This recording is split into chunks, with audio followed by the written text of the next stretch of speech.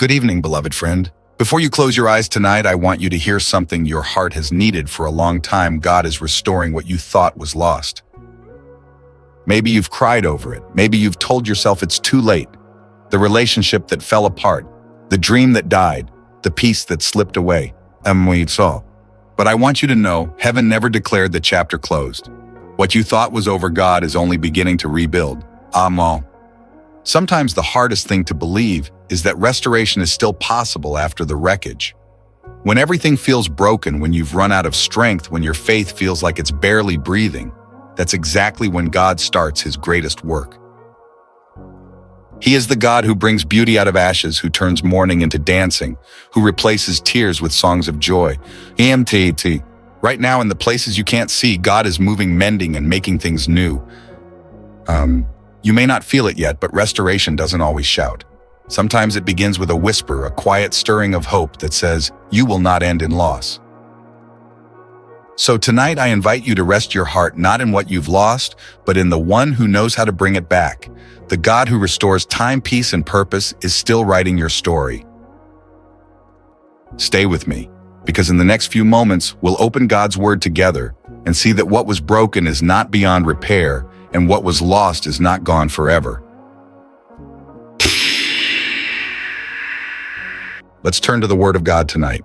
In Joel chapter 2, verses 25 to 26, the Lord declares, I will restore to you the years that the locusts have eaten.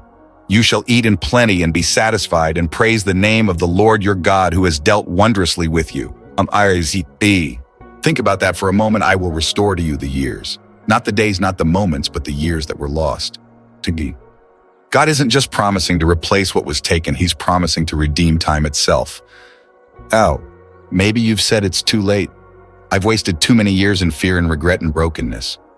But friend, the one who created time is not bound by it. God can do more in 1 year of restoration than you could in a lifetime of striving. Isaiah 61:7 says, instead of your shame, you shall have a double portion, and instead of disgrace, you shall rejoice in your inheritance. Do you hear that? Not just recovery, but double restoration. Where there was loss, God will bring increase. Where there was pain, he will bring peace. Where there were ashes, he will bring beauty. This is the heartbeat of our God, not only to heal what's broken, but to make it even more beautiful than before. When Joel wrote those words, Israel had been devastated, their crops destroyed, their future uncertain. But God's message was clear: I can restore what seems gone forever. And tonight that same voice speaks to your heart. What you lost in tears, I will return in joy. What you thought was over, I will raise again. God's restoration is not only external, it's internal. He restores faith, confidence, and the courage to believe again. So as we continue tonight, hold on to this truth. The same God who promised restoration to Israel is working restoration in you even now. Maybe right now you feel like life has taken too much from you. The years you can't get back, the friendships that faded, the opportunities that slipped away. You look back and wonder, can anything good come out of this? But here's what I've learned about God: he never wastes a wound. Every season of pain, every moment of loss becomes raw material for his restoration.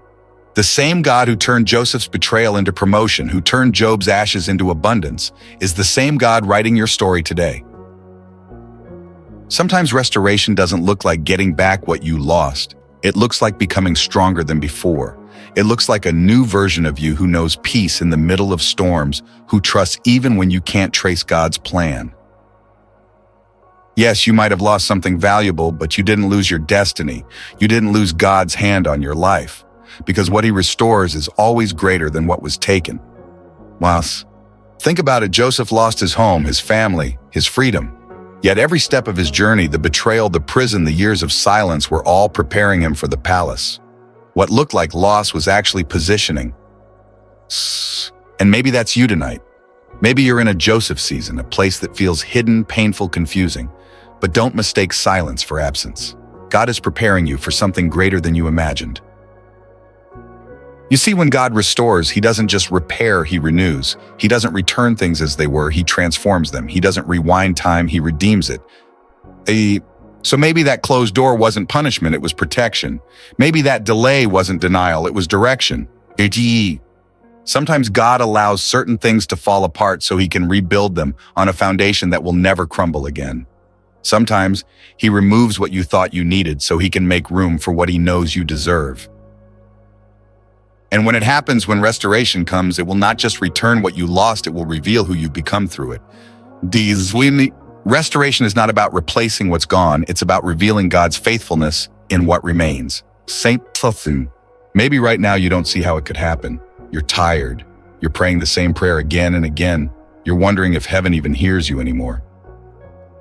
But friend, God is closer to you in loss than you've ever realized. He's near to the brokenhearted.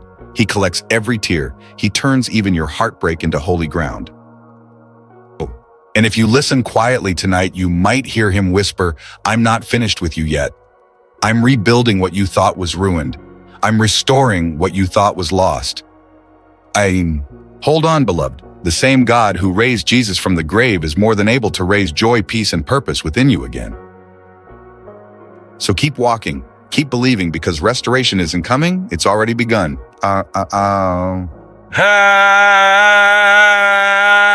Let me share a story with you tonight. There was once a craftsman who made beautiful pottery. Each piece was unique, carefully shaped, painted, and fired in the kiln. But one day a strong wind blew through his workshop, and one of his most precious vases fell to the ground, shattering into pieces. Most people would have swept up the fragments and thrown them away, but not this craftsman. He sat on the floor for hours, collecting every broken piece. He mixed a special kind of gold into the glue and began to mend it piece by piece. When he finished, the cracks were no longer hidden. They were filled with shining gold. The vase didn't look like it once did. It looked more beautiful than ever before. Friend, that's what God does with us. He doesn't throw away what's broken, he redeems it. Your scars, your past, your pain, they are not signs of failure. They are the gold lines of grace that show the world what restoration looks like. Isaiah 61 verse 3 says he gives beauty for ashes, joy for mourning, and praise for a spirit of heaviness. And just like that craftsman, God is not rushing your restoration. He's carefully, patiently fitting every piece of your story together, turning the cracks into testimonies and the pain into power. So when you look at your life and see the broken places, don't hide them, because those are the places where God's light shines the brightest. You are not the same as before. You are more radiant because of what you've been through. Let's take a moment right now to quiet your heart. Breathe deeply. This is a sacred moment between you and God. Heavenly Father, tonight we come before you with hearts that have been bruised by life. There are people listening who have lost so much time, trust, relationships, dreams. But Lord, you are the God who restores.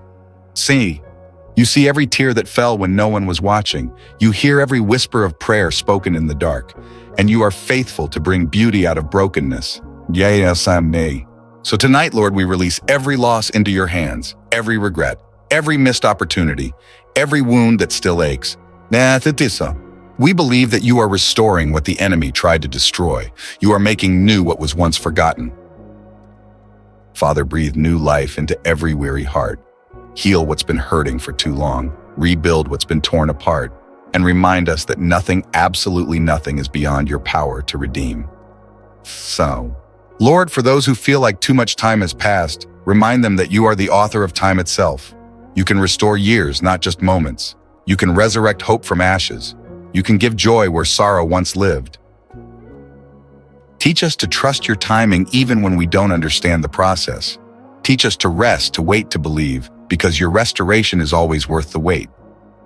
And Lord, for every listener tonight, I pray that even now they feel your presence surrounding them like a warm light wrapping around the soul. Let peace begin to replace the pain. Let hope begin to rise again. We declare tonight restoration has begun. The heart is healing, the years are being redeemed, and what was once lost will live again. In Jesus' name we pray, amen. Now, my friend, before you leave this moment, take a deep breath. Feel the peace of God settling over you like soft rain. You don't have to force anything, just rest in his promise. God is restoring you right now, right here. What was once heavy is being lifted. What was once broken is being made whole.